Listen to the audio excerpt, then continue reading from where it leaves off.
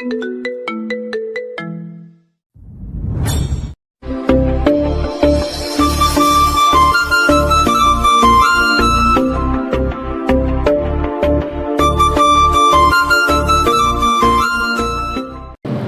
সামনে নিজের ভালোবাসার স্বামীর সাথে নিজের বেস্ট ফ্রেন্ডকে বউরূপে দেখতে হবে কোনোদিন কল্পনাও করেনি মন। এ কি সেই আদ্রাফ যার হাত ধরে পরিবারের সাথে বিচ্ছেদ করে চলে এসেছিল?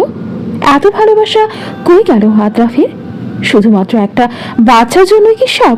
ভেবেছিল আদ্রাফকে আজ মনের জীবনের সবচেয়ে বড় সারপ্রাইজটা দিয়ে দেবে, কিন্তু মন নিজেই যে এখানে সারপ্রাইজ হয়ে যাবে তা কল্পনাও করেনি। পাশেই নেহা কুটির হাসি নিয়ে দাঁড়িয়ে আছে। মন বেদনা ভরা চোখে আদ্রাফের দিকে তাকালো। তা দেখে আদ্রাফ বিরক্তি মাখা কণ্ঠে বলে উঠল, আরে দরজার সামনে থেকে সরো, আমাদের ঢুকতে দাও। নতুন বউকে দরজার সামনে এভাবেই দাঁড়িয়ে রাখবে নাকি? মন স্তব্ধ। সত্যি কি এটা আদ্রাফ?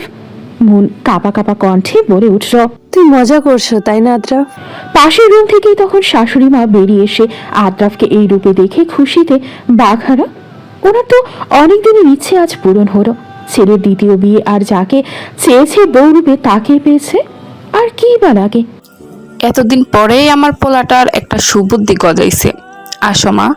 শাশুড়ি মা নেহাকে উদ্দেশ্য করে ঘরে ঢোকাতে ঢোকাতে বলল, আরে আশ্চর্য, এখানে মজার কি দেখছো তুমি?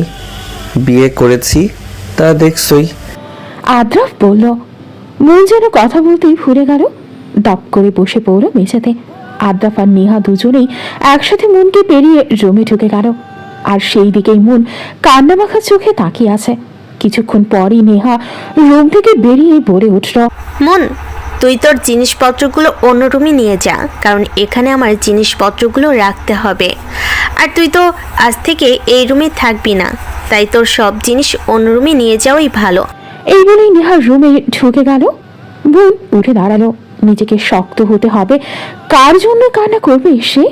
এই মানুষটার জন্য যে তাকে মাঝপথে এসে ছেড়ে দিচ্ছে, তার জন্য?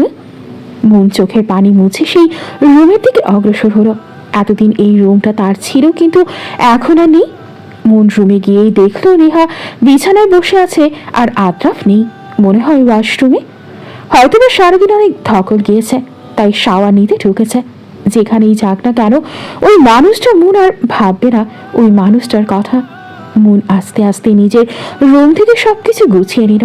সব নিয়ে রুম থেকে বেরিয়ে যাওয়ার সময় শেষবারের মতো তাদের ভালোবাসার রুমটার চারদিকে তাকালো। এখন থেকে এই রুম আর তার নেই, অন্য আরেকজনের। আদ্রাফের সাথে এই রুমে তার কত স্মৃতি। এই জায়গায় আদ্রাফ প্রতিদিন রাতে এসেই তার খোপায় বেলি ফুল গেঁথে দিত। মানুষ কিছুদিনের মধ্যেই এভাবে কেমন বদলে যেতে পারে? ভাবতেই চোখ দিয়ে পানি গড়িয়ে পড়ল মনে। আর তাকাবে না সে এই রুমের দিকে। যতই তাকাবে ততই কষ্ট পাবে মন। তাই জিনিসপত্র নিয়ে বেরিয়ে রুমটা থেকে গেস্ট রুমে চলে গেল মন। গেস্ট রুমে গিয়েই দরজা বন্ধ করে মেঝেতে বসে পড়ল মন। আদ্রাফ তো মনের অবস্থা জানতো, তারপরেও মনের সাথে এমন কিভাবে করতে পারলো? আর নেহাও বা কেমন? ও কি জানতো না মন ওই আদ্রাফের জন্য পরিবারের সাথে বিচ্ছেদ করে চলে এসেছিল? আর জানলেও বা কি, ও তো বান্ধবী ভাবতই না। আর ও তখন থেকেই আদ্রাফকে পছন্দ করতো। ছোট থেকে আমার পছন্দের জিনিসের উপর নেহার নজর ছিল। ওর সাথে থাকতাম প্রায় সময়, একই এলাকায় বাসা হওয়ায় ওকে আপন ভেবে সব কথা বলতাম। আমি ওকে বেস্ট ফ্রেন্ড ভাবতাম ঠিকই, কিন্তু ও কোনোদিনও ভাবতো না। মা মারা যাওয়ার পরপরই বাবা দ্বিতীয় বিয়ে করেছিল।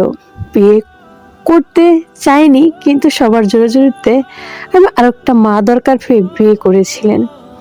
হ্যাঁ, সবার সামনে আমি একটা আদর্শ মা পেয়েছি ঠিকই, কিন্তু আসলে কি তা? প্রথম 1 বছর ঠিকই ছিল। এরপর আরেকটা বোন হওয়ার পর সব রূপ বেরিয়ে আসলো।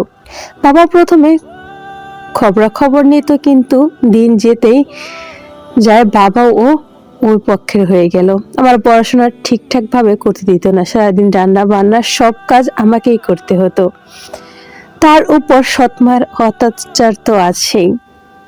কোনো কাজ ঠিক মতো না হলে মারধর করতো। এর উপর বোনটার করা নজরদারি তো আমার উপর ছিল। আমার সব পছন্দের জিনিস ওর নজর সবসময় থাকতো। একটা কাপড় পছন্দ থাকলেও সেটা সৎমা আর বোন একসাথে এসে নিয়ে যেত, দিত না, চাইলে মারধর করতো, বাবাকে উল্টো পাল্টা বোঝাতো, সবাই ওর কথাই শুনতো। বাবাও আমার কথা বুঝতে চাইতো না। ছোটবেলা থেকে নেহার সাথে বন্ধুত্ব আমার, ও আমার সম্পর্কে এসব কিছুই জানতো। ঠিক সেই সময় আদ্রাত নামক পুরুষের আগমন আমার জীবনে। সে আমাদের কলেজের সিনিয়র ব্যাচ ছিল। প্রথম কয়েক মাস লুকিয়ে থাকতাম তার থেকে, কিন্তু এরপর আর পারিনি। তার ভালোবাসা জেদের কাছে হেরে গিয়েছিল। এই কলেজে প্রায় মেয়েকেই আদ্রাবকে পছন্দ করত, তেমন ভাবে নেহাও ছিল তাদের মধ্যে, কিন্তু আমি ওকে আমার জীবনে জড়াতে চাইনি। ওর পাগলামির জন্য আমার পরিবারের অবস্থা সব বলেছিলাম। সে তার মাকে নিয়ে গিয়েছিল প্রস্তাব নিয়ে, কিন্তু আমার সৎ মা আর সৎ বোন এটা সহ্য করতে পারেনি। ওরা আমার ভালো করে বিয়ে হোক এটা চাইতো না, তাই তো বাবাকে বলিয়ে ওদের অপমান করে বের করে দিয়েছিল। এরপর আর আমার পড়াশোনাটা বন্ধ করে দিয়েছিল, বাইরে যাওয়া একেবারেই বন্ধ। এইসব কিছু নেহা জানতো, হয়তো বা উপরে ভালো স্বাস্থ্য, মনের ভেতর অন্য কিছু ছিল। নেহার সাহায্যেই এক রাতে আদ্রাফের সাথে এক কাপড়ে এই বাড়ি থেকে বেরিয়ে এসেছিলাম, কিন্তু শাশুড়ি মাকে অপমান করেছিল তাই তিনি মানতে পারেনি আমাকে। এই বিয়ের জন্য হয়তো আমার প্রতি নেহার অনেক ক্ষোভ ছিল, কারণ আদ্রাফের সেও অনেক পছন্দ করত। সে তার খেলার চাল হিসেবে শাশুড়ি মাকে প্রথম বেছে নিয়েছে। এরপর বাচ্চা না হওয়ার জন্য শাশুড়ি মার প্রতিদিনই খোঁটা দিত, আর আহানকেও দ্বিতীয় বিয়ে করার জন্য চাপ দিত। এর পিছনে নেহা তো আছেই। 1 বছর প্রেম আর 2 বছরের সংসার জীবনে আদ্রাব কোনোদিনও আমার হাত ছাড়েনি, সব সময় ছায়ার মতো পাশে ছিল। শাশুড়ি মার কথায় আমি যখন মন খারাপ করে থাকতাম তখন আদ্রাব আমায় ভরসা দিত। সে বলতো, দেখো মন, আম্মার বয়স হয়েছে, এই বয়সে নাতি নাতনির একটা শখ থাকে মানুষের, ঠিক আমারও তেমন আছে। কিন্তু চিন্তা করো না, আমি সবসময় তোমার পাশে আছি। বাচ্চা আল্লাহ যখন চাইবে তখনই দিবেন, কিন্তু ওনারা মুরব্বী মানুষ, এটা বোঝালেও বুঝতে চাইবে না। এই দেখো, এই হাতটা ধরেছি, ছাড়ার জন্য নয়, আজীবন একসাথে থাকবো আমরা। তখনই কথাটা আজ কোথায় গেল আদ্রাফের? অন্তত আজকের দিনটা হলেও অপেক্ষা করতে পারো না সে? কিছুদিন ধরেই সে বাসায় দেরিতে ফিরত, কথা বলতো না ঠিকঠাক। এসব ভাবতে ভাবতেই চোখ ভিজে এলো মনের। আদ্রাফ ওয়াশরুম থেকে বেরিয়ে রুমের দিকে তাকাতে কি যেন ফাঁকা ফাঁকা মনে হলো। কাপড় নেওয়ার জন্য আলমারির কাছে যেতেই দেখতে পেল ওখানে মুনের কাপড়ের জায়গায় নেহা কাপড় রাখছে। আদ্রাফ নেহাকে উদ্দেশ্য করে বলল, এখানে তো মনের কাপড় ছিল, ওগুলো কোথায়? আর তুমি বা আমাদের আলমারিতে কাপড় কেন রাখছো? বারে, এখন থেকে তো এটা আমাদের রুম, মনের তো পাশেরটা, ওর কাপড় কেন আমাদের রুমে থাকবে বলো? আদ্রাফের হঠাৎ খারাপ লেগে উঠল। এই 2 বছরে মনকে ওকে ছাড়া কোনোদিন থাকেনি। হাজারো রেগে থাকলেও রাতের মাঝখানে চলে আসতো আহানের পাশে। মেয়েটা আজ একা থাকবে ভাবতেই খারাপ লাগলো। আর এই আলমারিটা তো মনের ভীষণ প্রিয় ছিল, এভাবেই তার অধিকার এত তাড়াতাড়ি ছেড়ে দিল। রুমের চারদিকে তাকাতেই কোথাও যেন একটা শূন্যতা অনুভব করলো আদ্রাফ। কি হলো, কই হারিয়ে গেলে? আমি খাবারের ব্যবস্থা করতে বলে আসছি মনকে, কেমন? নেহার কথায় আদ্রাফের খেয়াল আসলো। আদ্রাফ নেহাকে ডাকার আগেই নেহা বেরিয়ে গেল রুম থেকে। দরজা ধাক্কার শব্দে মনের খবর হলো। সে তাড়াতাড়ি চোখ মুছে উঠে দরজা খুলে দেখলো নেহা দাঁড়িয়ে আছে, হাসি হাসি মুখ করে। বোঝাই যাচ্ছে অনেক খুশি সে। হবেই না কেন, সে তো আজ আমার সবচেয়ে পছন্দের জিনিসটাই নিতে পারলো। মন, আমাদের জন্য খাবার রেডি করিসনি? একটু রেডি করতেই ভালো হতো। জানিসই তো আজ অনেক ধকল গেছে আমাদের দুজনের, একটু তাড়াতাড়ি কিছুর ব্যবস্থা করতো। তুই রুমে যা, আদ্রাফের কিছু লাগতে পারে, আমি খাবারের ব্যবস্থা করছি। নেহা, তুই তো সব জানতি আমার ব্যাপারে, তবু কেন এমন করলি? মন শোন, আদ্রাফ তোকে নয় আমাকে ভালোবাসে। ওই সময়টা মোহ ছিল, ও এখন সেটা বুঝতে পেরে আমার কাছে ফিরে আসছে। তুই প্লিজ আর অশান্তি করিস না, সত্যি ভালোবেসে থাকলে আমাদের দুজনকে ছেড়ে দে। নেহা চলে গেল আবার তার রুমে, আর আমি রান্না চড়ালাম। আজকে রাত্রেই তো আছি এখানে, যাওয়ার আগে আদ্রাফের খুশির দিন ওর পছন্দের খাবারটাই না হয় রান্না করি। আদ্রাফ গরম গরম খিচুড়ির সাথে ভোনা ভোনা ইলিশ মাছ পছন্দ করে, তাই অল্প সময়ে এটাই করা যাক। মুন ফ্রিজ থেকে ইলিশ মাছ বের করে রান্না করার কাজে লেগে গেল। যতই হোক আজ মুনের নিজেরও সবচেয়ে খুশির দিন। রান্না শেষ করে সব টেবিলে সাজিয়ে মুন নেহাকে ডাক দিল আদ্রাফকে নিয়ে আসার জন্য। ওরা আসার আগেই মুন গেস্ট রুমে গিয়ে দরজা আটকে দিল। তার আজ খাওয়ার মুড নেই। আদ্রাফ টেবিলে এসে বসতেই দেখতে পেল তার পছন্দেরই খাবার সব। টেবিলে তার মা আর নেহা পাশে বসল। কোথাও যেন প্রতি মুহূর্তে মুহূর্তে শূন্যতা অনুভব করছে আহান। এই 2 বছরে প্রতিটা দিনই মেয়েটা খাওয়ার সময় তার পাশে দাঁড়িয়ে থাকতো, এটা ওটা নিয়ে নিত। আজকে ওর দায়িত্ব শেষ। আদ্রাফ নিজেই তো মনের থেকে সেই অধিকারটা নিয়ে নিয়েছে। ভাবতেই এক দীর্ঘশ্বাস বেরিয়ে এলো। আর অন্যদিকে মন রুমে আলমারি খুলে প্রেগনেন্সি রিপোর্টটা বের করল। আজ সবচেয়ে খুশির দিন হওয়ার ছিল, অথচ কি নিয়তে আজ রাতেই সে অনেক দূরে চলে যাবে এই বাড়ি ছেড়ে, যেখানে আদ্রাফ নামক কোনো ছায়াও পড়বে না। দরজা ধাক্কানো শুনে মন দরজা খুলেই দেখতে পেল আদ্রাফ ভাতের প্লেট নিয়ে দাঁড়িয়ে আছে। আদ্রাফকে দেখেই মন মুখ ঘুরিয়ে নিল। রাগ করেছ? রাতে খাবে না? তুমি জানো না, না খেলে শরীর খারাপ করবে। নাও, খেয়ে নাও।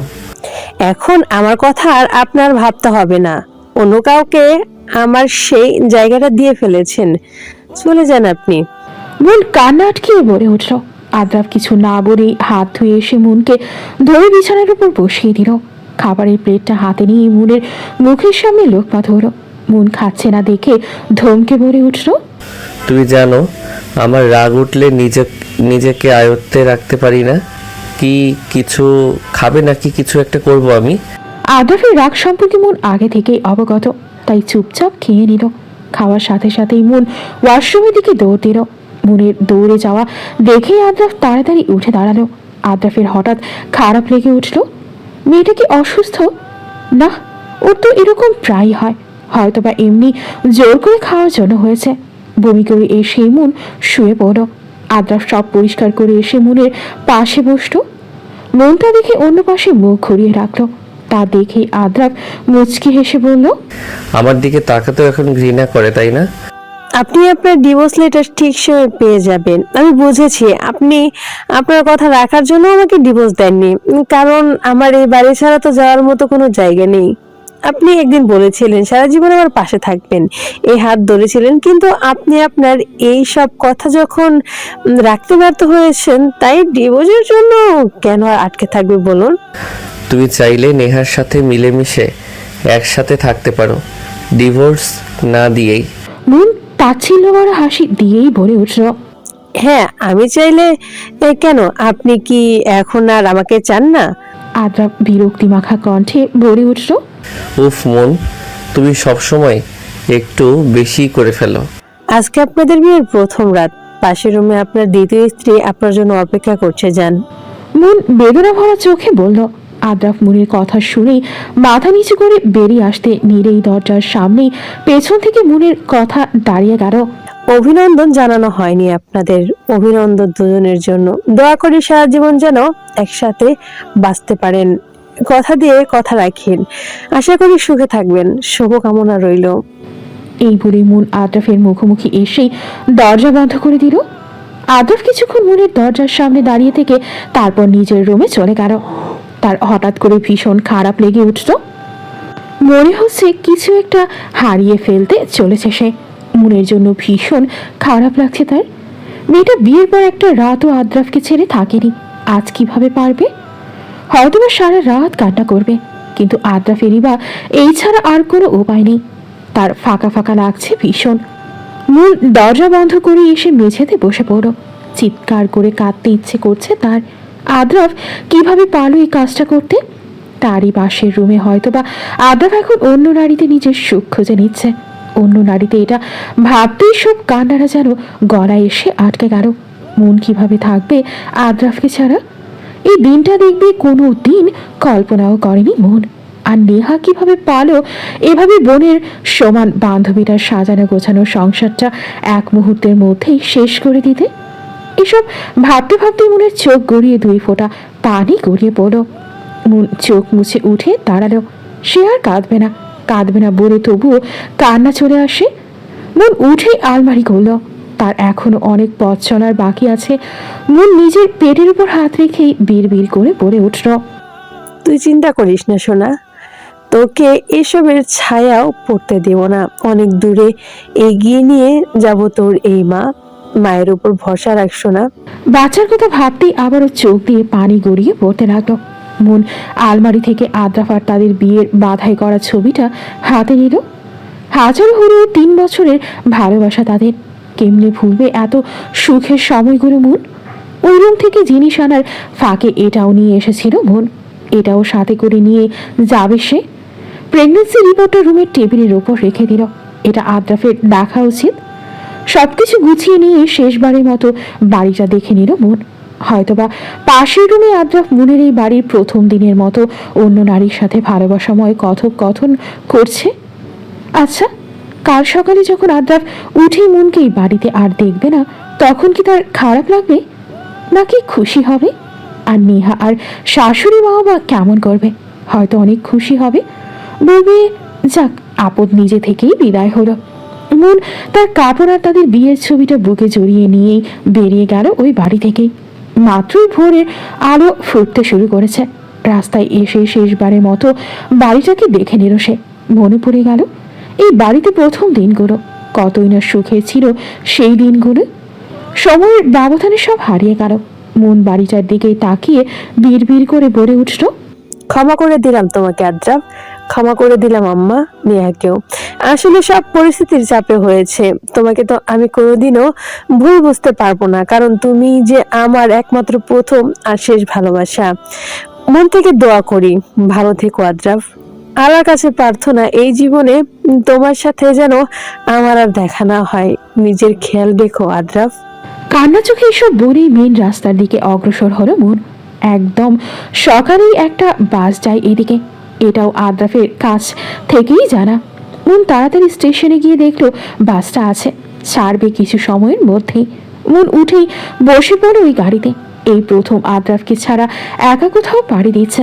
এখন তার একমাত্র আশ্রয়স্থল হচ্ছে ঢাকার অদূরে একটা আশ্রম। এটা মনের নিজেরই খোলা।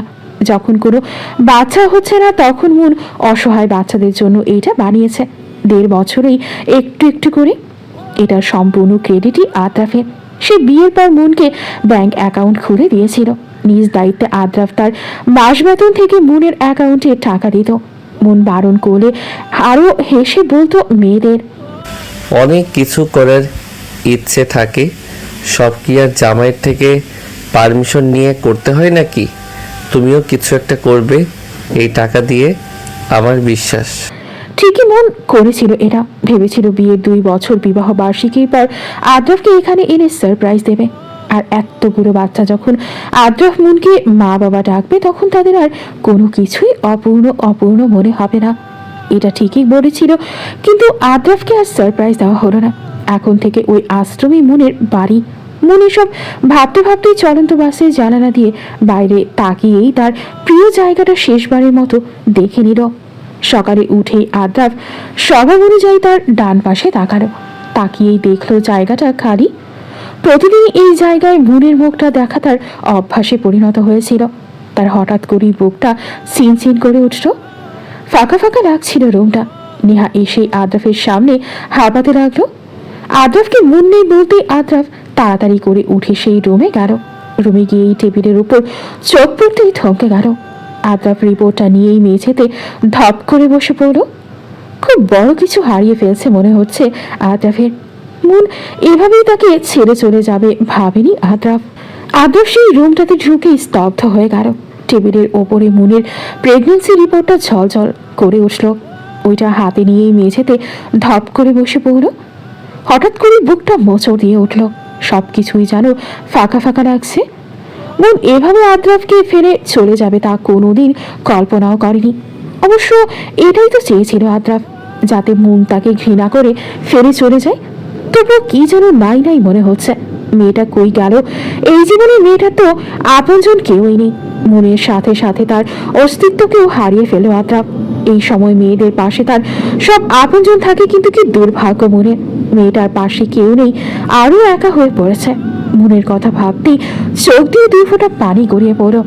পুরুষ মানুষের নাকি কাঁদতে নেই? কে বলেছে এই কথা? কষ্ট পেলে ঠিকই কান্না আসে, তাদের মনেও তো ঠিকই কষ্ট পায়। আজ তার অস্তিত্বকে সে হারিয়ে ফেলল, কিন্তু এইটা ছাড়াও যে আর কোনো উপায় ছিল না আদ্রাফের। সে তো চায়নি মনকে হারাতে। নিয়তি যে বড়ই নিষ্ঠুর। আদ্রাফ রিপোর্ট নিয়ে রুমে গিয়ে দরজা বন্ধ করে দিল, আর ওর যাওয়ার পানি নিহা এক দৃষ্টিতে তাকিয়ে থাকলো। নিয়তি এমন কেন? মনের আশ্রমে পৌঁছাতে পৌঁছাতে প্রায় দুপুর ঘনিয়ে এলো। এই জায়গাটা শহর থেকে একটু দূরেই, একটু নীরবই বলা যায়। মন আশ্রমের গেট দিয়ে ঢুকতেই প্রায় 20 থেকে 25টা বাচ্চা মনের দিকে এগিয়ে এলো। বাচ্চাগুলো মুন মা বলে হাত ছেড়ে দৌড়ে জড়িয়ে ধরো মনকে। মনকে একে একে সব বাচ্চা নালিশ দিতে লাগলো। মনের ঊর্ধ্বমানে কে কা করেছে, কে কাকে খেলায় নেয় নাই, সব কথা নিয়ে বাচ্চাগুলো মনকে ঘিরে ধরো। বাচ্চাগুলো এমনই করে মন আসতে একদিনই সব নালিশ দিয়ে ফেলবে, আর মন ও শান্তি মাথায় তা বোঝায় ওদের। ওরা যে মনকে আরেকটা মা হিসেবে মানে। মেহু আশ্রমের বাইরে গেটের দ্বারে মনকে দেখেই বাচ্চাগুলোকে খাওয়াতে পাঠিয়ে দিল। লিয়া মনের কাছে ব্যাগ দেখে বলে উঠল, আরে আপু যে এই অসময়ে তো আপনি আসেন না আপু, আজকে থাকবেন এখানে? ব্যাগ নিয়ে আসছেন যে আপু?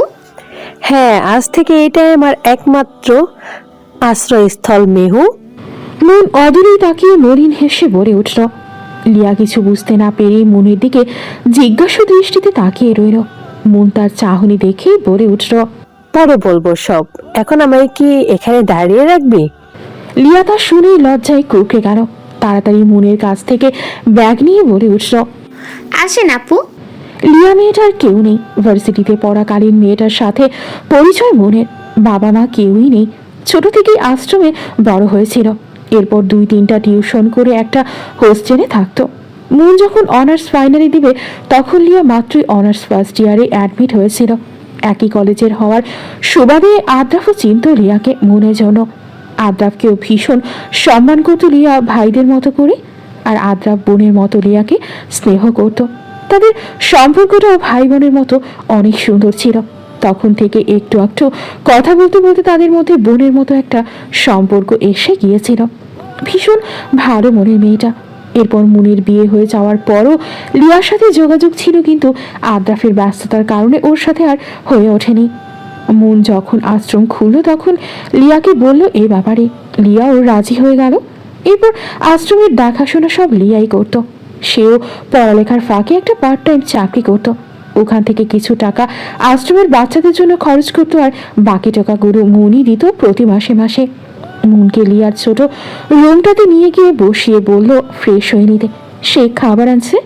মুন গিয়ে বিছানার উপর বসলো। ভাবতে এক অন্যরকম লাগছে মুনের। আদ্রাফকে আর দেখা হবে না। প্রতিদিন আদ্রাফ অফিস থেকে এসে মুনের খোপায় বেরি গুজে দেবে না। আদ্রাফের কাছে আর কোনো কিছুর আবদার করতে পারবে না। আজকের পর প্রতিটা রাতে আদ্রাফকে ছাড়া থাকতে হবে। আজকের পর আর কেউ তার অভিমান ভাঙাতে আসবে না। সে কি আদ্রাফকে কোনোদিন ভুলতে পারবে?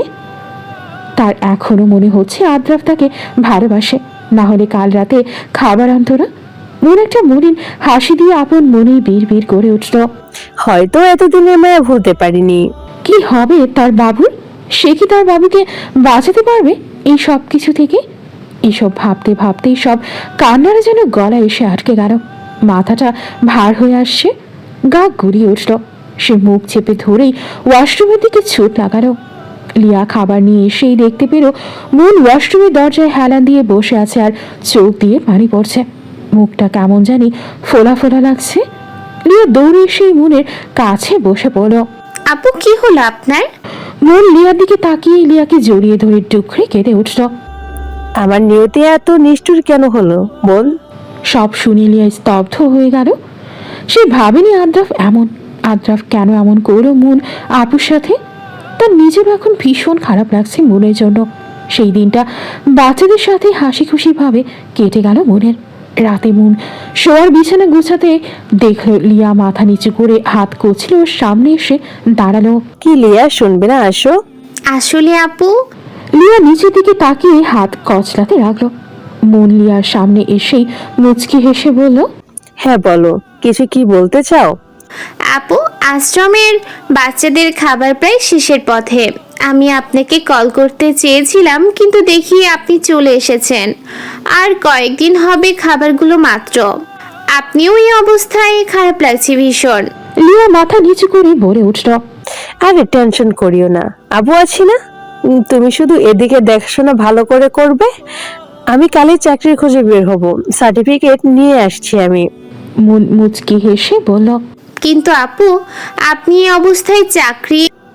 আর সমস্যা নেই, দেখি কি হয়। তুমি এসো এখন, বাচ্চারা শুয়ে পড়েছে। জি আপু। দুজনেই শোয়ার পরে মন ওই পাশে ফিরে কেঁদে উঠল। তার নিয়তিটা এমন হবে ভাবে উনি। যতই লিয়ার সামনে মেয়েটার টেনশন কমানোর জন্য শক্ত থাকুক না কেন, ভেতরে ভেতরে সে যে গুড়িয়ে যাচ্ছে একদম। কই খুঁজবে সে চাকরি? আর এখন বা কোনো মতে চলে গেলেও 5-6 মাসের সময় কি করবে সে? ঘুম যেন ধরাই দিচ্ছে না এসব ভাবতে ভাবতে। কি করবে সে? কেমন করে এই আশ্রমটা চালিয়ে নেবে মন? চোখ বন্ধ করতেই 2 ফোঁটা পানি গড়িয়ে পড়ল মনের। আদ্রফ সেই সকালে রুমে ঢুকে দরজা বন্ধ করেছিল আর খোলেনি। রাতেও আর খেতে বের হয়নি। আজকের রাতটা সবচেয়ে বেশি ফাঁকা ফাঁকা লাগছে। রুমের চারদিকেই শুধু মনের স্মৃতি। এক পলকের জন্য যদি মেয়েটাকে দেখতে পারত। এই 2 বছরে এই প্রথম তার বুকের কোথাও শূন্যতা মনে হচ্ছে আদ্রাফের। এসব ভাবতে ভাবতেই হঠাৎ মাথা ধরে শুয়ে পড়ল আদ্রাফ। আবারও ব্যথাটা বেড়েছে। আদ্রাফ উঠেই পাশের টেবিল থেকে ঔষধের বক্সটা নিয়ে ঔষধ খেয়ে শুয়ে পড়ল। কাল সকালে নেহাকে নিয়ে মনের চেনা জানা সব বান্ধবীদের কাছ থেকে খোঁজ নেবে, অন্তত দূর থেকে হলেও দেখে আসবে। কেটে গেল 3 মাস। সময় কারোর জন্য থেমে থাকে না। সে নিজের মতোই বহমান। মন তার জীবনকে গুছিয়ে নিয়েছিল ঠিকই, কিন্তু আস্তে আস্তে তার চলাফেরার কষ্ট হয়। অন্যদের মতো স্বাভাবিকভাবে চলতে পারে না মন। হাঁটতে ফিরতে ভীষণ কষ্ট হয়। সেই দিনের পর দিনই মন চাকরির খোঁজে বেরিয়েছিল। পথিমধ্যে ওকে একা পেয়ে অনেকেই প্রস্তাব দিয়েছিল ঠিকই, কিন্তু মন এসবকে পাত্তা না দিয়ে এগিয়ে চলেছিল। সে জানতো সমাজে এভাবে থাকতে হলে লড়াই করেই এগিয়ে যেতে হবে। অনেক খোঁজার পর এক অফিসে চাকরি পেয়েছিল। ওইখানের বস বাবার মতো করেই মনকে শ্রদ্ধা করত। এটা দিয়ে সে নির্বিঘ্নে চলে যাচ্ছিল। কিন্তু দিন যতই যায় তার শরীরের অবস্থা ততই খারাপ হতে থাকে। ডাক্তার বলেছিল এই সময় একজন মায়ের ঠিকমতো খাবারের প্রয়োজন, ফল ফ্রুট ভালো মতো খেতে হবে, রেস্টের প্রয়োজন, কেয়ারের প্রয়োজন। মনের শরীরে এসব কিছুরই ঠিক নেই। তার উপর এই অবস্থায় অফিস জার্নি সব মিলিয়ে অনেক কষ্ট হয় মনের। বাচ্চার কন্ডিশনও বেশি ভালো না। এই অবস্থায় রাস্তাঘাটে চলার জন্য বাইরের মানুষের কানাঘুষা তো আছেই, কিন্তু এর ভেতরেও মনের সব করতেই হবে, কারণ ওর ওপর পুরো একটা আশ্রমের নিষ্পাপ বাচ্চাগুলো নির্ভরশীল। মন চলে যাওয়ার পরদিনই আদ্রাফ অসুস্থ হয়ে পড়েছিল। এর মধ্যেও সে নেহাকে সাথে করে মনের সব চেনা জানা জায়গায় গিয়েছিল, কিন্তু কারো কাছ থেকেই মনের খোঁজ পায়নি আদ্রাফ। এরপর এসে আদ্রাফ আরো বেশি অসুস্থ হয়ে পড়েছিল। রুমে ঢুকতেই শুধু মনের স্মৃতি তাকে ঘিরে ধরত। আদ্রাফের নিজের জন্য কোনো চিন্তা নেই, সব চিন্তা মনকে ঘিরে। মনের কথা ভাবতেই তার ভীষণ ফাঁকা ফাঁকা লাগে। সেই রাতের মাঝেই আদ্রাফ অতিরিক্ত মাথা ব্যথায় সেন্স হারায়। 1 সপ্তাহ হাসপাতালে থেকে এরপরেই ডাক্তাররা আদ্রাফকে ইমার্জেন্সি 2 রাতের ভেতরেই অন্য দেশে উন্নত চিকিৎসা উপলক্ষে পাঠিয়ে দিয়েছিল। আস্তে আস্তে আদ্রাফের অবনতি হতে থাকে। তবুও ডাক্তাররা আশায় আছে আদ্রাফ হয়তো সুস্থ হয়ে উঠবে, কারণ সে ফার্স্ট স্টেপেই সব জেনে গিয়েছিল আর চিকিৎসাও শুরু করেছিল। আদ্রাফ বাহিরের দেশে একটা হাসপাতালের ক্যাবিনে শুয়ে আছে। এখানে তার চেনা জানার মধ্যে এক ডাক্তার আঙ্কেল নিয়ে এসেছিল। তার চোখগুলো বাইরের থাই গ্লাসের জানালা দিয়ে আকাশের দিকে স্থির। আদ্রাফের এই কেবিনটা সম্ভবত 4-5 তলায় হবে। আদ্রাফ শোয়া থেকেই আকাশের দিকে তাকিয়ে রইল। তার হঠাৎ করেই ভীষণ কষ্ট হচ্ছে মনের জন্য। মেয়েটা কেমন আছে কে জানি। এই সময়ে হয়তো আরো গুরুমুরু হয়ে গিয়েছে। মনেরই প্রতিচ্ছবি ভাসতে থাকে আদ্রাফের চোখে। ভীষণ ফাঁকা ফাঁকা লাগে তার। আচ্ছা, আদ্রাফের এই অবস্থা মন যদি জানতে পারে তখন কি করবে? মেয়েটা কি আদ্রাফের জন্য কাঁদবে? হয়তো হ্যাঁ, আবার হয়তো না। ডাক্তার সেদিন আদ্রাফকে তার এই অবস্থার কথা বলেছিল, সেদিন মনের জন্য ভীষণ খারাপ লেগেছিল আদ্রাফের। আদ্রাফ জানতো তার অনুপস্থিতিতে মন তার জীবন কোনো দিন এগিয়ে নিয়ে যেতে পারবে না, কারণ সে যে আদ্রাফকে ভীষণ ভালোবাসে। আর আদ্রাফও চেয়েছিল তার অনুপস্থিতিতে মন যেন কিছু একটা করে সামনে এগিয়ে যেতে পারে। মেয়েটা মনের দিক থেকে ভীষণ নরম, সে যেন শক্ত হতে পারে। তাই তো আদ্রাফ সেদিন থেকেই মনকে ইগনোর করা শুরু করেছিল। মনকে ইগনোর করে চলতে আদ্রাফের নিজেরও ভীষণ খারাপ লাগতো। তবুও যে সে চেয়েছিল মন তার নিজের জীবনের সাফল্য আনুক। আদ্রাফের এই ধোকায় যেন মন অনেক শক্ত হয়ে যায়, সহজে আর কাউকে যেন বিশ্বাস না করে। তাই তো সে নেহার সাহায্য নিয়েছিল। এতেও ভীষণ কষ্ট হয়েছিল। সে যে মনকে কষ্ট দিতে চায় নাই। নেহাকে যেদিন বউরূপে অভিনয় করে ঘরে এনেছিল, সেদিন মনের কান্নারত চোখের দিকে তাকাতেই আদ্রাফের এক মুহূর্তের জন্য ইচ্ছা হয়েছিল মনকে তার বুকে জড়িয়ে নিতে। কিন্তু নিয়তি সে মনের ভালোর জন্যই এমন করেছিল। সে মনে করেছিল মন তাকে ছেড়ে কোনো দিন যাবে না, গেলেও কয়েকদিনের জন্য তার কাছের বান্ধবীগুলোর কাছেই যাবে। কিন্তু আদ্রাফ আজ বুঝতে পেরেছে কত বড় ভুল ছিল এটা তার। মেয়েটা যে একবারের জন্যই হারিয়ে গিয়েছে, আদ্রাফের থেকে নিজেকে অনেক গুটিয়ে নিয়েছে। সে তো এমন হোক চায়নি। না জানি কেমন আছে মন আর তার বাচ্চার কথা মনে পড়তে আদ্রাফ তার কাঁপা কাঁপা হাতটা তুলে নিয়ে আঙুল চালাতে চেষ্টা করলো। ভীষণ দুর্বল লাগে, তবুও চেষ্টা করে গুনে দেখলো আজ 6 মাস হবে হয়তো মনের। সে নিজেও হাসপাতালে আছে আজ 3 মাস। এই অসুস্থতার পরেও আরো অনেক রোগ পেয়েছে। এখন জানে না সে বেঁচে ফিরতে পারবে কিনা মনের কাছে।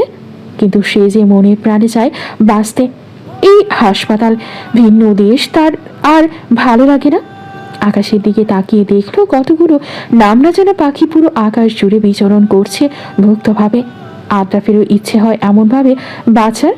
তার এখন নিজেকে শিকড়ে বন্দি বন্দি মনে হয়। সবসময় মনের সাথে কাটানো মুহূর্তগুলো চোখে ভাসে। কতই না সুন্দর ছিল সেই দিনগুলো। আজও কি ফিরে পাবে দিনগুলো আদ্রাফ? তাদের নিয়তি এমন কেন হলো? আদ্রাফ যদি সুস্থ থাকতো তাহলে আজকের এই দিন তাদের দুজনের মধ্যে কাউকেই দেখতে হতো না। কতদিন পর এই সুখের সময়টা আসতো, অথচ এই সুখের সময় মন সবচেয়ে বেশি কষ্ট পাচ্ছে। নেহা খোঁজ নিচ্ছে সব জায়গায়, কিন্তু মনের খোঁজ সেও আর পায়নি। কই আছে মন? কেমন আছো আমার মন পাখি? আমার যে এখানে আর ভালো লাগে না, ইচ্ছে করে সব ছেড়ে ছুড়ে তোমার কাছে ফিরে গিয়ে বুকের ভিতর এসব বেঁধে ভাবতে রাখি। ভাবতে আদ্রাফের চোখ দিয়ে 2 ফোঁটা পানি গড়িয়ে পড়ল। সে যে তার মন পাখিকে ভীষণ মিস করছে। তার চাঁদ, আজ কতদিন সে তার চাঁদকে এক পলকের জন্য দেখে না। বলেই বিড়বিড় করে উঠে আকাশের দিকে তাকিয়ে মলিন হাসল আদ্রাফ। এখন মনে হচ্ছে আকাশেও তার মন পাখির প্রতিচ্ছবি ভাসছে। সেই দিকেই এক ধ্যানে তাকিয়ে রইল আদ্রাফ। মনের শরীর এখন আরো অবনতি হচ্ছে। সারা দিন অফিস করে এসে এখন মন শুয়ে পড়ে। আগে যেই মন বাচ্চাদের সাথে একদিন না কাটিয়ে থাকতে পারতো না, সব বাচ্চাদের নিয়েই খেলা করত, সেই মন এখন আর বাচ্চাদের সাথে গিয়ে বসে না। বাচ্চারাও তাদের মন মার দিকে তাকিয়ে থাকে। অফিস করে এসেই রুম বন্ধ করে শুয়ে পড়ে। লিয়া প্রথম দিন মনে করেছিল হয়তো বেশি ক্লান্ততাই এমন করছে, কিন্তু দিন যতই যায় মন আর তেমন কথা বলে না অপ্রয়োজনীয়। এখনের মন আর আগের মনের মধ্যে বিস্তর তফাৎ। আগের মন কত চঞ্চল হাসি খুশি ছিল। অফিস শেষ করে এসে ফ্রেশ হয়ে বাচ্চাদের নিয়ে বসতো, কিন্তু এখন আর এসব করে না। এখন মন শুকিয়ে গিয়েছে, চোখের নিচে গাঢ় দাগ পড়ে গিয়েছে। ডাক্তার বলেছিল বাচ্চার কন্ডিশনও তেমন ভালো না, ফল ফ্রুট ভালো মতো খাওয়ার জন্য। কিন্তু মন মাস শেষে অফিস থেকে যা টাকা পায় সব আশ্রমেই খরচ করে ফেলে। ডাক্তার বলেছিল ঠিক মতো চেক আপ করানোর জন্য, কিন্তু মনের টাকা একদম সীমিত। লিয়ার খারাপ লাগে ভীষণ। তার এই মা সমতুল্য বোনটার জন্য কিছু একটা করতে মন হয়, ইচ্ছা হয় ভীষণ। কিন্তু মন চাকরি করার পর থেকে লিয়াকে আর কোনো চাকরি করতে দেয় না। তার দায়িত্ব শুধুই বাচ্চাগুলোর কেয়ার করা।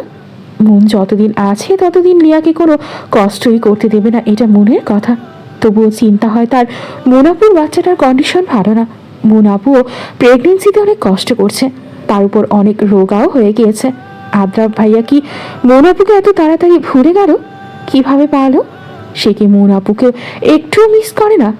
এর শেষ কোথায় হবে তা লিয়ার জানা নেই। মাস তিনেক পেরিয়ে গেছে। সেদিন এক বৃষ্টি স্নাত সতাজ গধূলি বিকেল, মন মাতানো বৃষ্টি নেমেছে। বৃষ্টির সময় হাত দিয়ে বৃষ্টির পানি ছোঁয়া মনের অভ্যাস। সদ্য বৃষ্টির পানিতে ধুয়ে পরিষ্কার হয়ে যাওয়া পিচ ঢালা কালো রাস্তাটা চকচক করছে অবিরাম। শিউলি ফুলের গাছের পাতা ছুঁয়ে ছুঁয়ে শিশির কণার ন্যায় টপ টপ করছে ঝরছে বর্ষণের শীতল বৃষ্টি। মন জুড়িয়ে যায় এমন দৃশ্য দেখলে। এসব দেখতে দেখতে হঠাৎ করে মনটা খারাপ হয়ে গেল মনের। এই 2 বছরে বৃষ্টি আসলেই মন জানালার ধারে এসে হাত মেলিয়ে দিত বৃষ্টির পানিতে, আর আদ্রাফ মনের এই খুশি পাশে দাঁড়িয়ে দাঁড়িয়ে মুচকি হেসে উপভোগ করত। আজ নিয়ে 8.5 মাসেরও বেশি আদ্রাফের দর্শন পায়নি মন। ইদানিং একটু বেশি মিস করে আদ্রাফকে। আচ্ছা, আদ্রাফ কি মনকে একটুও মিস করে না? মন চলে আসার পর কি খুঁজেছিল আদ্রাফ? মন তো বড্ড মিস করে তার আদ্রাফকে। আজকাল সময়গুলো ভালো যায় না মনের। দিনটা কোনো মতে গেলেও রাতটা যেন কাটতেই চায় না। রাত হলেই সব অনুভূতিগুলো চোখের পানি আকারে বেরিয়ে আসে মনের। মন মলিন চোখে আকাশের দিকে তাকালো। বৃষ্টি কি থেমে গেছে অনেক আগেই? অন্ধকার ঘনিয়ে আসছে। আস্তে আস্তে আকাশে তারাগুলো ভেসে উঠে তাদের সৌন্দর্য প্রকাশ করতে চলেছে। বৃষ্টির পরও আকাশটা কি পরিষ্কার হয়ে গেল। তার জীবনটাও যদি এমন হতো, এই সব কিছু যদি স্বপ্ন হতো। চোখ খুলেই পাশে আদ্রাফের বাহুর মধ্যে নিজেকে আবদ্ধ পেত। কি হতো এসব মিথ্যা হলে? আগে মাঝরাতের স্বপ্নে যখন দেখতো আদ্রাফ মুনের চোখ ফাঁকি দিয়ে হারিয়ে যাচ্ছে, তাহলে তখনই ঘুমের মাঝে চিৎকার করে উঠে বসতো মন। আর তখনই আদ্রাফ পাশ থেকে উঠে তার মাথায় হাত বুলিয়ে নিজের বুকের মাঝে মনকে আবদ্ধ করে এসব মিথ্যা প্রমাণ করে দিত। কি হতো এই 8 মাসও যদি মিথ্যা প্রমাণ করে দিত আদ্রাফ? মনের হঠাৎ করেই ভীষণ খারাপ লেগে উঠল। নিজের পেটের উপর হাত রেখে ডুকরে কেঁদে উঠল। আমার বাচ্চা বলেই চোখ বন্ধ করে ফেলল। আপু, লিয়া রুমের দরজা থেকে এতক্ষণ মনকে দাঁড়িয়ে দেখছিল। দরজার পাশে লাইট দিয়ে মনের দিকে তাকিয়ে ডেকে উঠল। লিয়ার ডাকে মনের খেয়াল হলো। সে চোখ মুছেই হাসি মুখে লিয়ার দিকে ফেল। ভেতরে আসো। এখানে কেন? আপু অন্ধকার রুম করে আছেন যে? আমার জীবনটাই তো এরকম অন্ধকারে ঢাকা, আর আলো দিয়ে কি করব লিউ? মন বিড়বিড় করে বলে উঠল। লিয়া তা বুঝতে না পেরে মনের দিকে জিজ্ঞাসা দৃষ্টিতে তাকিয়ে রইল। লিয়ার তাকানো দেখে মন মুখে হাসি টেনে বলে উঠল। অন্ধকারে দাঁড়িয়ে আকাশ দেখতে ভালো লাগে, তাই সব তারাগুলো যখন মিটমিট করে জ্বলতে থাকে কি সুন্দর লাগে। আকাশটা তখন পরিপূর্ণ মনে হয়, তা না হলে অপূর্ণ লাগে। মনে হয় কি যেন নেই নেই, তাই না লিউ? লিয়া মনের পাশে এসে এক পলক আকাশের দিকে তাকিয়ে মনকে জড়িয়ে ধরল। লিয়া বুঝে গিয়েছে মন তার কান্না ঢাকার জন্য এসব বলছে। লিয়ার জড়িয়ে ধরা দেখে মন মুচকি হেসে তার মাথায় হাত বুলিয়ে দিয়ে জিজ্ঞেস করল, কি হলো হঠাৎ? আপু, আপনার ভীষণ কষ্ট হয় তাই না? ধুর পাগলি, কিসের কষ্ট? এত সুন্দর একটা পরিবার আছে, তাহলে কিসের কষ্ট? সারাদিন অফিস করো, এই অবস্থায় জার্নি। আরে না, একদম না। আমি লিয়ার গাল টেনে বলে উঠলাম। আমি তো বলছি আপু, চাকরি না হয় আমি করি। তুমি এই বয়সে অনেক কষ্ট করেছো লিউ। এখন আপু যতদিন আছি ততদিন মন দিয়ে পড়াশোনা করে, তারপর ভালো চাকরি পাবে। তখন আপু তোমার ঘরে বসে বসে খাবে। তখন আপু চাইলেও তোমার বাসা থেকে বের করে দিতে পারবে না। কোথাও যাবো না তোমাদেরকে ছেড়ে। মন হেসে বলে উঠল। মনের কথায় লিয়াও হেসে বলে উঠল, আমিও ধরে বেঁধে রেখে দিব, কোথাও যেতে দিব না এই লিহাকে ছাড়া। মন হেসে উঠল। এই মেয়েটা এত ভালো কেন? তার নিজেরই রক্তের সম্পর্কের বোন তাকে অপছন্দ করত। প্রতিনিয়ত মনকে অত্যাচারে রাখত। মন কাছে টেনে নিতে চাইলে আরো দূরে টেনে দিত। অথচ এই মেয়েটা কত সহজে নিজের মতো করে মিলেমিশে থাকছে। আসলে এই দুনিয়ায় এক একজনের এক এক রূপ। আপু খাবেন না? আসুন। বাচ্চারা খেয়েছে? না, এখনো খাইনি। আজ আপনাকে ডাকতে আসলাম একসাথে খাওয়ার জন্য। অনেকদিন তো ওদের সাথে একসাথে খাননি, আজ খাবেন। মন মলিন হেসে সম্মতি জানিয়ে বলল, আচ্ছা চলো। আদ্রাফ এখন মোটামুটি সুস্থ। তার অপারেশন সাকসেসফুল।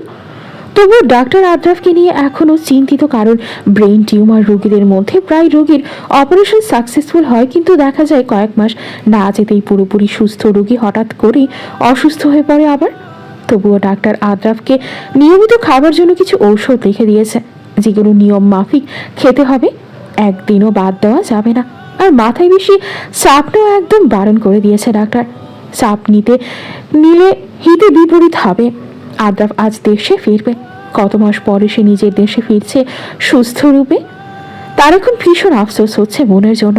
মেয়েটাকে সে খুঁজে বের করবেই, দরকার হলে পায়ের উপর পড়ে থাকবে, তবুও ক্ষমা চাইবে। আদ্রাফের বিশ্বাস মন কোনো দিন তার থেকে মুখ ঘুরিয়ে থাকতে পারবে না। নিজের বাড়িতে ঢুকে মায়ের সাথে কথা বলে নিজের রুমে ঢুকতে একটি অদ্ভুত শিহরণ বয়ে গেল মনের মধ্যে। আদ্রাফের একদম ফাঁকা। মন যাওয়ার পরপরই আদ্রাফ অসুস্থ হয়ে হাসপাতালেই কাটিয়েছিল এত মাস। আজ রুমে ঢুকেই বুকের কোথাও একটা সূক্ষ্ম ব্যথা অনুভব হচ্ছে। আদ্রাফ ফ্রেশ হয়ে এসে ওষুধ খেয়ে শুয়ে পড়ল। মাথার ব্যথা এখনো ঠিক কমেনি। আদ্রাফ শুয়ে বিড় করে উঠল। আমি ফিরে এসেছি মন পাখি, তোমায় খুঁজে বের করবই। অনেকদিন পর মন আবারও বাচ্চাদের সাথে হেসে খেলে রাতে খেলো। এতদিন তো অফিস থেকে এসেই রুম বন্ধ করে শুয়ে পড়ত। মনের কেমন জানি মায়া মায়া লাগছে সব কিছুতে। বাচ্চারা ঘুমিয়ে গেলেই মন আর লিয়া রুমে চলে আসতো। বাচ্চারাও আজ ভীষণ খুশি ছিল, কারণ তাদের মন মা অনেকদিন পর আবারও তাদের সাথে হেসে খেলে মেতে আবার খেলা করেছে একসাথে। লিয়াও ভীষণ খুশি এর জন্য। মনের মুখে অনেকদিন পর সত্যিকারের হাসি দেখেছে সে, কিন্তু মনের ভেতর ভেতর ভীষণ খারাপ লাগছে। সব দুর্বলতা যেন ঘিরে ধরতে চাইছে, চোখগুলো ঝাপসা হয়ে আসছে বারবার। কেন জানি ভীষণ কান্না পাচ্ছে তার। আদ্রাফকে একবারের জন্য হলেও দেখার ইচ্ছে হচ্ছে। অন্তত মানুষটা ভালো আছে কিনা তা যদি দেখতে পারত মন। বুকের কোথাও ভীষণ ব্যথা হচ্ছে। মনের এত মাসের মধ্যে আজকে বেশি মনে পড়ছে আদ্রাফকে। বড্ড ইচ্ছে হচ্ছে আদ্রাফ সব ছেড়ে ছুঁড়ে মনকে যেন এসে বলুক, মন পাখি, এই সব কিছুই মিথ্যা ছিল। এই আদ্রাফের হৃদয়ের কুঠুরিতে তো শুধুই তার চাঁদ ছিল, আছে আর থাকবেও।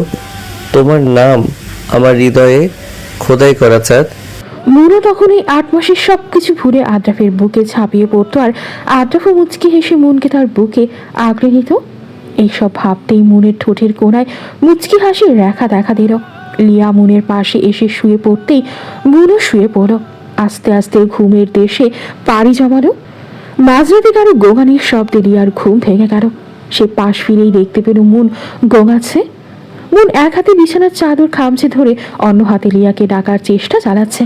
মুখ দিয়ে আওয়াজ বের করার শক্তিটুকু পাচ্ছে না। লিয়া উঠে বিছানার দিকে তাকাতেই স্তব্ধ হয়ে গেল। লিয়া একটা মেয়ে এত রাতে কি করবে তা ভেবে পাচ্ছে না। তবুও এত কিছু মাঝে তার একমাত্র একটি চিন্তা, মনকে হাসপাতালে নিয়ে যেতে হবে যত দ্রুতই সম্ভব। লিয়া আর উপায় না পেয়ে মনকে ওই অবস্থায় রেখে দ্রুত বেরিয়ে গেল। এই মাঝরাতে কোনো গাড়িও তেমন নেই। কি করবে লিয়া তা ভেবে পাচ্ছে না। অবশেষে অনেক কষ্ট করে একটা গাড়ি পেয়েছে, ওইটা করে মনকে হাসপাতালে নিয়ে গেল লিয়া। হাসপাতালে মনের কন্ডিশন দেখে ডাক্তাররা ইমার্জেন্সি অপারেশন থিয়েটারে নিয়ে গেল। মনকে নিয়ে যাওয়ার পরে লিয়া তার হাত ধরে রেখেছিল। থিয়েটারে মনকে ঢুকে নেওয়ার পরপরই ডাক্তাররা সবকিছু শুরু করে দিল। মনের কি আর আদ্রাফের হাতের বেরি ফুলের মালা মাথায় গোছা হবে না?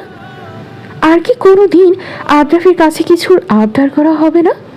আর কি কোনোদিন একসাথে চন্দ্রবিলাস করা হবে না? শেষবারের মতো আদ্রাফের মুখচ্ছবি তার চোখের সামনে ভেসে উঠতেই মনের কান্নারত মুখেই ঠোঁটের কোনো এক চিলতে হাসি দেখা গেল। ভালো থেকো আদ্রাফ, ভীষণ ভালোবাসি। বিড়বিড় করে উঠল। চোখ বন্ধ অবস্থায় দু চোখ দিয়ে পানি গড়িয়ে পড়ল মনের। সাদা কাপড়ে মোড়ানো মৃতদেহটির দিকে এক দৃষ্টিতে তাকিয়ে রইল লিয়া। সে ভাবে উনি মন এভাবে তাকে ছেড়ে না ফেরার দেশে চলে যাবে। লিয়া এক নজর তার করে থাকা বাচ্চাটির দিকে তাকিয়ে চোখ ফিরিয়ে পাশেই মনের মৃতদেহটির দিকে তাকিয়ে ডুকরে কেঁদে উঠল। বাচ্চাটি কি সুন্দর করে লিয়ার দিকে তাকিয়ে আছে।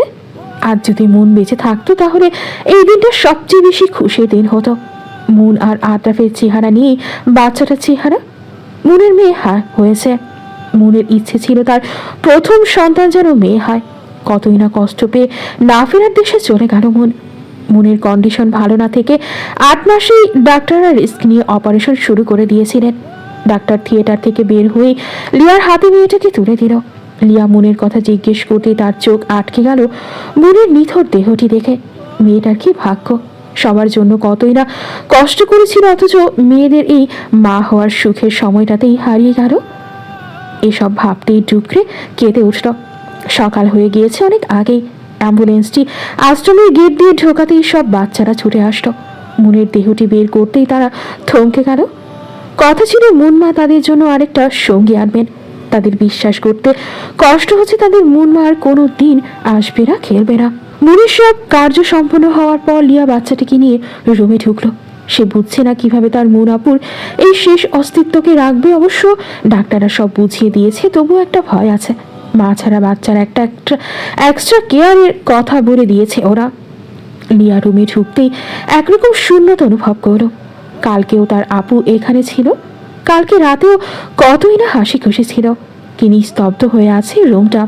এই রুমটাই তার আর মুনাপুর কত হাসি খুশির সাক্ষী। এখন একেবারে সবকিছু থেকেই মুক্তি নিয়ে পাড়ি জমালো না ফেরার দেশে। আর কোনোদিন আসবে না তার মুনাপু। এসে লিউ বলে আর কোনো দিন ডাকবে না। বাচ্চাটিকে কোল থেকে নামিয়ে বিছানার উপর রাখলো। কি সুন্দর করে ঘুমিয়ে আছে। আজ এই জায়গায় মুনাপু থাকলে কি করত? লিয়ার দু চোখ বেয়ে পানি গড়িয়ে পড়ল। লিয়া উঠে আলমারির সামনে গেল। আলমারি খুঁড়েই মুনের কাপড় চোপড়গুলো নেড়ে দেখছিল। হঠাৎ একটা দুটা দিকে চোখ পড়ল লিয়ার। লিয়া খুব যত্ন সহকারে চিঠিগুলো নিল।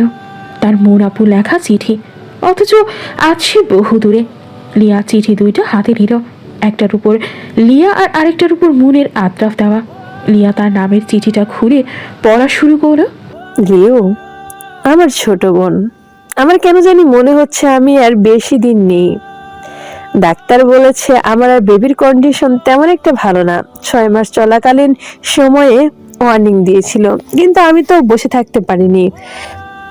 এতগুলো নিষ্পাপ বাচ্চাকে আমি যখন ফুটপাত থেকে তুলে এনেছিলাম তখনই শপথ করেছিলাম এই এতিম বাচ্চাগুলোকে কোনোদিনও কষ্ট দেব না। এখন যদি আমি চাকরি ছেড়ে দিই তাহলে ওরা বাঁচবে কিভাবে? মাঝপথে কিভাবে বা তাদের ছেড়ে দেই? আমার অনেক ইচ্ছে ছিল এই আশ্রমটা একদিন অনেক বড় করব, কিন্তু দেখো হয়তো বা আর কিছুদিন পরেই আমার কোনো অস্তিত্বই থাকবে না। তুমি আপুর জন্য অনেক করেছো। যদি কখনো আমি না থাকি তাহলে আশ্রমটাকে নিজের মতো করে গুছিয়ে নিও।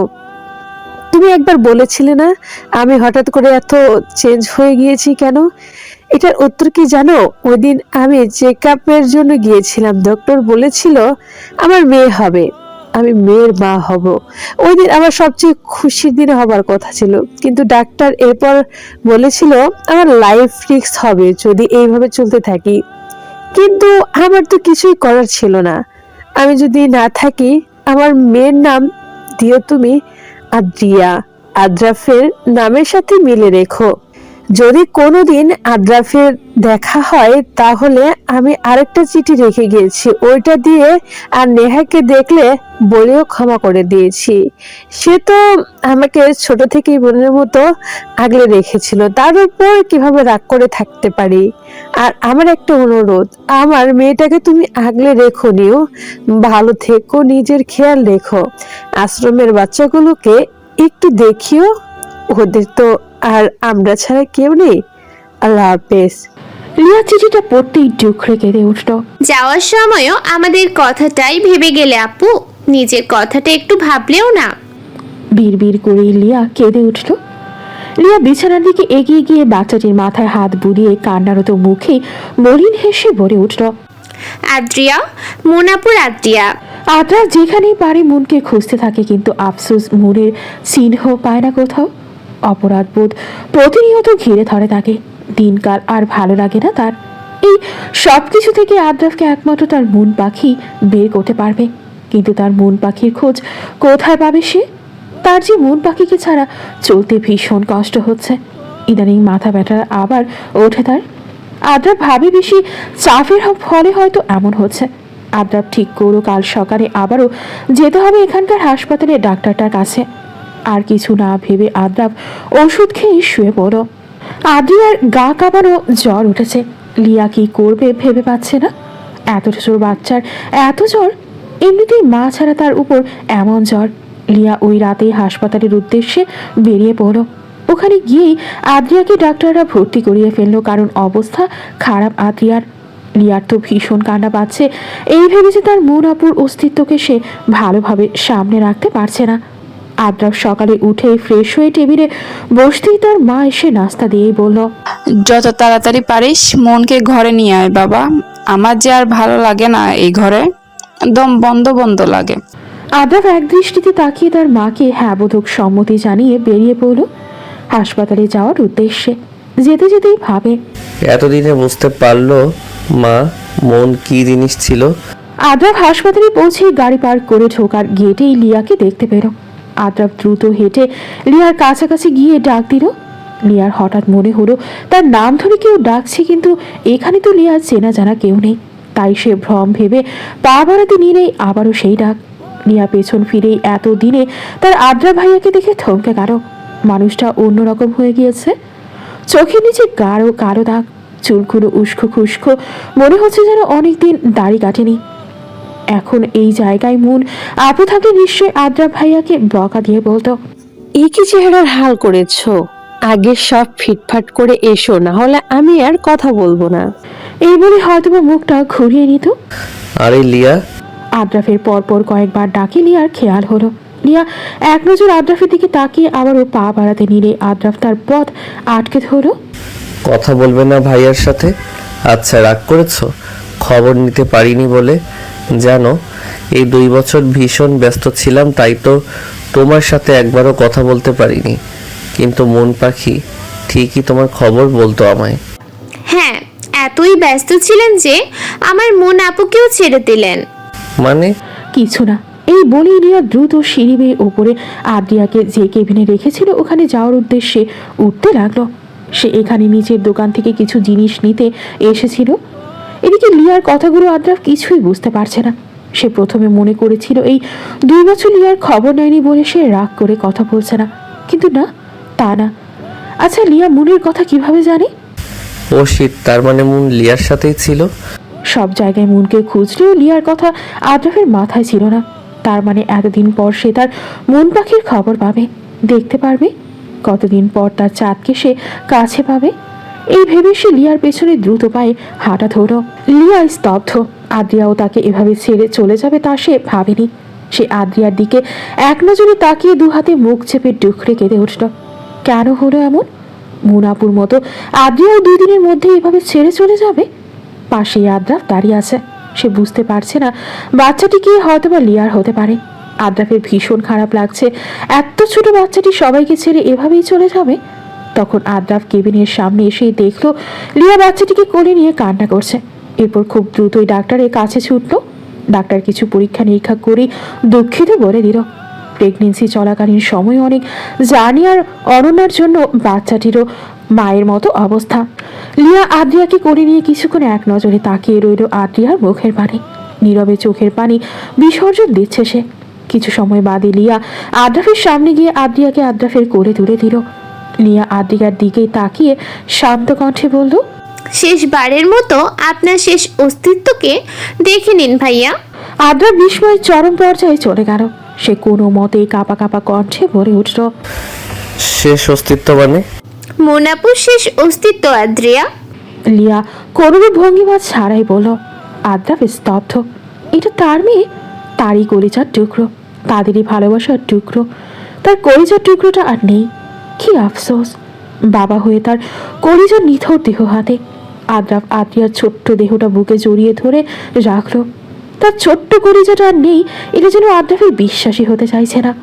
আদ্রাফ এক দৃষ্টিতে আদ্রিয়ার দিকে তাকিয়ে রইল। কি সুন্দর মায়াবী মুখশ্রী, একদম মুনের মতোই। মুনের কথা মনে পড়তে আদ্রাফ চারদিকে চোখ ঘুরিয়ে দেখলো। মুনকে কোথাও না দেখে আদ্রাফ লিয়ার দিকে তাকালো। মন পাখি, মন পাখি কই? কাঁপা কাঁপা কণ্ঠে জিজ্ঞেস করলো আদ্রাফ। লিয়া কোনো কথা না বলে আদ্রাফের কাছে গিয়ে বলল, ভাইয়া উঠুন, আমার সাথে আসুন। আদ্রাফ লিয়ার কথা ভালোভাবে বুঝতে না পেরে জিজ্ঞাসু দৃষ্টিতে তাকিয়ে রইল। মন আপুকে দেখতে চেয়েছিলেন না? আসেন আমার সাথে। আদ্রাফ আদ্রিয়াকে বুকে জড়িয়েই হাঁটতে লাগলো। সে এখনো বিশ্বাস করতে পারছে না আদ্রিয়া আর নেই। তার মনে হচ্ছে এই তো ঘুমিয়ে আছে তার পরিটা। আদ্রিয়াকে দাফনের পরে আদ্রাফ ভীষণভাবে ভেঙে পড়ল। লিয়া আদ্রাফকে নিয়ে আশ্রমের গেট দিয়ে ঢুকতেই কতগুলো বাচ্চা লিয়াকে এসে ঘিরে ধরল। সবাই সমস্বরে বলে উঠল। লিয়া হাঁটু মুড়ে বসেই কান্নায় ভেঙে পড়ল আর বলল, সেও তোমাদের মন মার কাছে চলে গিয়েছে। বাচ্চাগুলো কি বুঝলো বোঝা গেল না। ওরা পথ ছেড়ে দিয়ে চলে গেল।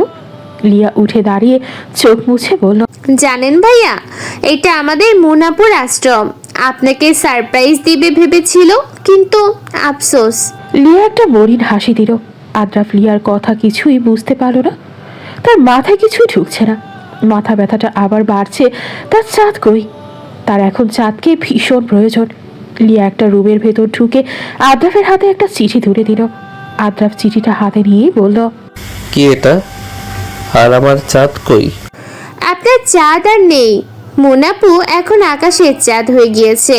মোনাপু আপনার জন্য রেখেছিল এটা। লিয়া বলেই রুম থেকে বেরিয়ে গেল। আদ্রাফ থমকে গেল। কি বলছে লিয়াটা? পাগল হয়ে গিয়েছে নাকি? তার এখন কেন জানি ভীষণ ভয় করছে। আদ্রাফ কাঁপা কাঁপা হাতে চিঠিটা খুলল। প্রিয় আদ্রাফ, নিশ্চয়ই ভাবছেন এত কিছুর পরেও প্রিয় কেন বললাম, তাই তো? আমি আপনাকে কোনোদিনও ভুল ভাবিনি আর ভাববো না। সবকিছু পরেও আপনি আমার প্রিয়ই থাকবেন অন্তরে। এই 3টা বছরের জন্য হলেও আপনার সাথে কাটানো এই 3 বছর আমার জীবনের সেরা দিন ছিল। অনেকদিন আপনাকে ভুলে থাকতে চেয়েছিলাম, কিন্তু আমি বরাবরই ব্যর্থ আদ্রাফ। আপনাকে আমি এক মুহূর্তের জন্য ভুলতে পারিনি। তাই তো আজ অনেকদিন পর এসে চিঠি লিখতে বসলাম, কারণ কেন জানি মনে হচ্ছে আমি আর আপনার সাথে সেই সুখের দিনগুলোর মতো আর কোনো সময় পাবো না। আপনি হয়তোবা ভালোই আছেন, তাই আর আলাদা করে জিজ্ঞেস করিনি। জানেন, ডাক্তার বলেছে আমার একটা ফুটফুটে মেয়ে হবে। আমি তো সেই খুশি হয়েছিলাম খবরটা শুনে, কিন্তু এরপর বলেছে এইভাবে যদি চলতে থাকি তাহলে আমার রিস্ক আছে। কিন্তু কি করব বলেন? আমি এত মাসুম বাচ্চাগুলোর মা হয়েছি মাঝপথে ওদের ছেড়ে দেওয়ার জন্য নাকি? আমি যদি চাকরিটা করি তাহলে আমি যদি চাকরিটা না করি তাহলে তারা কিভাবে চলবে? আচ্ছা, এসব বাদ দেন, বেশি কথা হয়ে যাচ্ছে। অনেকদিন আপনার সাথে কথা হয়নি, তাই ইচ্ছে করছে ডায়েরি নিয়ে সব লিখে ফেলি। আচ্ছা, আপনার কি আমাকে মনে পড়ে আদ্রাফ? আমার ভীষণ মনে পড়ে আপনাকে। আমার হৃদয়ে যে শুধুই আপনার নাম খোদাই করা মনের আদ্রাফ। জানেন জানেন আমি আমাদের মেয়ের নাম একটা নাম ঠিক করেছি, সেটা হলো আদ্রিয়া। নামটা সুন্দর না? আপনার আদ্রাফের সাথে মিল রেখে এই নামটা। আজ ভীষণ দুর্বলতা গ্রাস করেছে, ঝাপসা ঝাপসা লাগছে সব। ইদানিং বাচ্চাগুলো সাথে তেমন কথা বলতে ইচ্ছে হয় না। তারা তো বেজায় রাগ করেছে, কারণ তাদের মন মানে কি তাদের আর দেখতে পারে না। আচ্ছা, বলতে ভুলে গিয়েছিলাম, এই আশ্রমটা করার পিছনে পুরো ক্রেডিট কিন্তু আপনার, ফারহান আদ্রাফের উর্ফে মুনের আদ্রাফের। ভেবেছিলাম এই আশ্রমটা করার কয়েকদিন পর আমাদের বিবাহ বার্ষিকীতে আপনাকে সারপ্রাইজ দিব। যখন বাচ্চাগুলোকে দেখবেন তখন আমাদের মধ্যে আর অপূর্ণতা লাগবে না। অনেক বেশি বলে ফেলেছি আজ। ইদানিং যেদিকেই তাকাই আপনার প্রতিছবি ভাসে চোখের সামনে, তাই লিখছি। ইদানিং ইচ্ছে করে সব ছেড়ে ছড়ে আপনার কাছে গিয়ে আপনার বুকের উপর ঝাঁপিয়ে পড়ি। কতদিন আপনাকে দেখা হয় না, কতদিন আপনার মুখ থেকে চাঁদ শোনা হয় না। জানি না এটা আপনার হাতে পড়বে কিনা, আর যখন পড়বে তখন হয়তো আমি আর থাকবো না। এই কাঁদবেন না, একদম কাঁদবেন না। আপনি কাঁদলে আমি কিন্তু ওই দূর আকাশ থেকে দেখব, তখন আমার ভীষণ খারাপ লাগবে। আমার আদ্রিয়া মাকে দেখে রাখিয়েন, আসলে বাচ্চাগুলোকেও দেখিয়েন একটু।